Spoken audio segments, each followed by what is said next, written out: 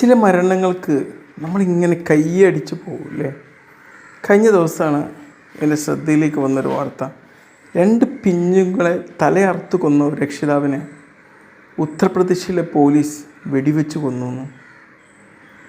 തീർച്ചയായും ഇത്തരം വെടിവെപ്പുകളും കൊലകളും ഒരുപാട് മനുഷ്യർക്ക് വലിയൊരു പാടാണ് നൽകുക. ഏതെങ്കിലും ഒരു വൈകാരിക മുഹൂർത്തത്തിൽ മറ്റൊരു മനുഷ്യനെ കൊല ചെയ്യുന്നതിന് മുമ്പ് തൻ്റെ യുക്ത മനസ്സ് ഓർമ്മപ്പെടുത്താനുള്ള വലിയൊരു പാഠമാണ് നൽകുക. അറിയാതെ നമ്മൾ കൈയടിച്ചു പോകുന്ന ചില കൊലപാതകങ്ങൾ, 2 പിഞ്ഞു കുഞ്ഞുങ്ങളെ കൊല ചെയ്യുക. നമ്മളൊക്കെ ആഗ്രഹിക്കുന്നില്ലേ രക്ഷിതാവ് കൊല ചെയ്തിരുന്നെങ്കിൽ എന്ന്.